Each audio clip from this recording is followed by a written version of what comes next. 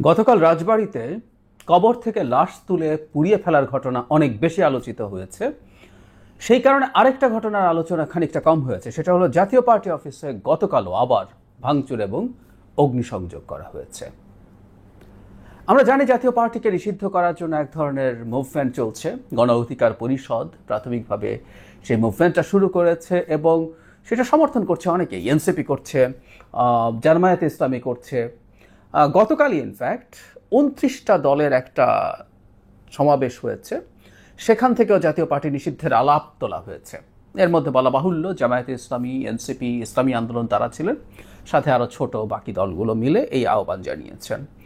এ পর্যন্ত ঠিক আছে। একটা দল দেশে অপারেট করবে কিনা সেটা নিয়ে কারো না কারো যুক্তি থাকতে পারে, সেই যুক্তি দিয়ে তারা সরকারের কাছে দাবি জানাতে পারেন, আন্দোলন করতে পারেন, তারা চাপ প্রয়োগ করতে পারেন সরকারকে। সরকারের কোনো অফিস ঘেরাও, সরকারের প্রধান উপদেষ্টার কার্যালয় ঘেরাও, বাসভবন ঘেরাও, could be anything. Awami League নিষিদ্ধ করার সময় ঘটনা ঘটেছিল এবং আমরা দেখেছি উপদেষ্টার কার্যালয়ের আশপাশে 144 ধারা থাকলেও কারো কারো জন্য সেই ধারা ভাঙার সুযোগ আছে। যেন হাসনাত আবদুল্লাহ সেবার সুর করে চলে যেতে পেরেছিলেন। এবারও তারা যাক, যেহেতু এনসিপিও দাবি করছে হাসনাত আবদুল্লাহ বা এরকম কারো কারো জন্য এই পথ সম্ভবত খোলা থাকে, তারা আবার যান, গিয়ে চাপ তৈরি করুন। কিন্তু জাতীয় পার্টি কার্যালয়ের উপরে হামলা বন্ধ করতে হবে এবং সরকারকে আমরা দেখছি এই ব্যাপারে যথেষ্ট কার্যকর পদক্ষেপ নিচ্ছেন না। গতকাল যেটা হয়েছে সেটা হলো, প্রথম আলো রিপোর্টে দেখলাম পুলিশ এবং প্রত্যক্ষদর্শী সূত্র থেকে জানা গেছে ওখানে গণ অধিকার পরিষদেরই মিছিল যাচ্ছিল এবং সেই মিছিল থেকেই হামলা হয়, অগ্নিসংযোগ করা হয়। আমরা খেয়াল করবো এর আগেও জাতীয় পার্টি অফিসকে কেন্দ্র করে গণ অধিকার পরিষদের মুভমেন্ট হয়েছে এবং সেখানের পরবর্তীতে সেখানে না, নিজের অফিসের সামনে জনাব নুরুল হক নূরের উপরে বিভৎস বর্বরচিত হামলা হয়েছে, যে হামলার তীব্র প্রতিবাদ আমরা করেছি কোনো ইফস অ্যান্ড বাটস ছাড়া। ওটা হতে পারে না। কিন্তু একই সাথে তখনও বলেছি এবং এখনও বলছি, গণ অধিকার পরিষদ বাড়াবাড়ি করছে। এটা ইয়াস, এই কথাটা আমরা বলবো। জাতীয় পার্টি নিষিদ্ধ করা নিয়ে তাদের দাবি থাকতে পারে, সেই দাবির জন্য আবারও বলছি বিভিন্ন জায়গায় তারা কর্মসূচি দিতে পারেন, কিন্তু এসব হামলা ভাঙচুর দেশের একটা অ্যানার্কি তৈরি করারই চেষ্টা বলে আমি মনে করি। এবং আমরা রিসেন্ট সময় একটার পর একটা ঘটনাকে যদি একত্র করি, সেক্ষেত্রে গণ অধিকার পরিষদকেও এর দায় নিতে হবে। আমরা কাগজে কলমে ধরে নিলাম যে জাতীয় পার্টি নিষিদ্ধ হয়ে গেল বা আওয়ামী লীগের মতো কার্যক্রম নিষিদ্ধ হলো এবং তাকে আইসিটিতে বিচার করতে নেওয়া হবে, তারপরও কি তার কার্যালয় ভাঙা যায়? উত্তর হচ্ছে যায় না। এবং আমি খুব অবাক হই, জাতীয় পার্টি অফিসকে কেন্দ্র করে এই ঘটনা ঘটার পরও সরকার সেখানে অনেক কিছু পুলিশ ছিল শুনেছি, মানে পত্রিকায় দেখেছি, কিন্তু অ্যাডেকুয়েট ছিল না। এখানে কে কেন্দ্র করে যে একই রকম ঘটনা ঘটতে পারে, সরকার তো এগুলো বুঝতে হবে। সরকার যে জিনিসগুলো ঘটতেই পারে সেই জিনিসগুলো সামাল দিতে পারছে না, সেগুলোর জন্য প্রস্তুতি রাখছে না। জাতীয় পার্টির যেদিন ঢাকা কার্যালয়কে কেন্দ্র করে ঝামেলা হলো, সেদিন সারা দেশে জাতীয় পার্টি কার্যালয়গুলো নিরাপত্তা বাড়ানো দরকার ছিল, কিন্তু আমরা দেখি পরদিন বহু জায়গায় জাতীয় পার্টি কার্যালয় ভাঙচুর করা হয়েছে এবং মূলত গণ অধিকার পরিষদের কর্মীরা সেটা করেছেন।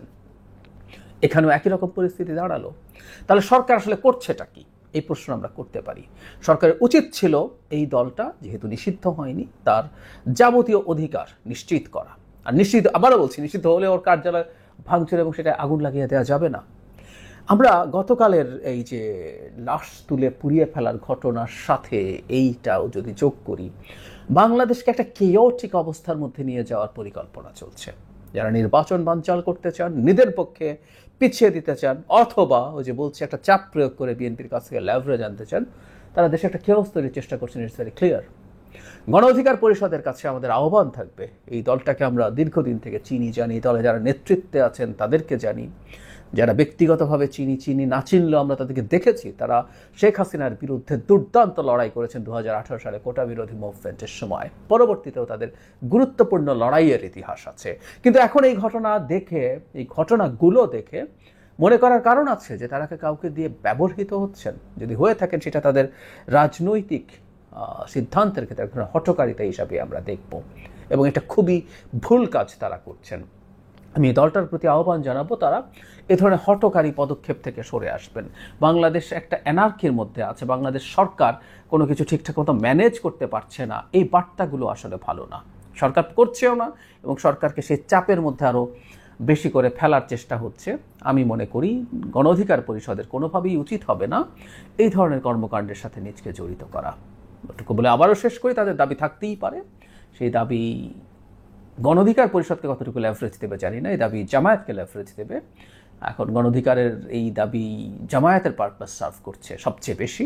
যাই হোক, তারপরও তারা সেভাবে চিন্তা করতে পারেন। ইভেন আমরা দেখলাম জামায়াত একটা বৃহত্তর জোটের চিন্তা করছে, যেখানে তারা বিএনপিকে নেবে না। বিএনপিকে জনাব তাহেরের একটা সাক্ষাৎকার দেখলো প্রথম আলোতে, মানে ব্যাপারটা এরকম যে মানে খুবই গর্বের সাথে বলছেন বিএনপিকে নাকচ করছি। তো ওর মধ্যে সম্ভবত তারা গণঅধিকার পরিষদের সাথে আলাপ করবেন, কারণ তাদের বিভিন্ন সভা সমাবেশে গণঅধিকার পরিষদকে যেতে দেখি, ফাইন, সেটা তাদের সিদ্ধান্ত হতে পারে, পলিটিক্যাল সিদ্ধান্ত, তারা যেটা ভালো মনে করেন।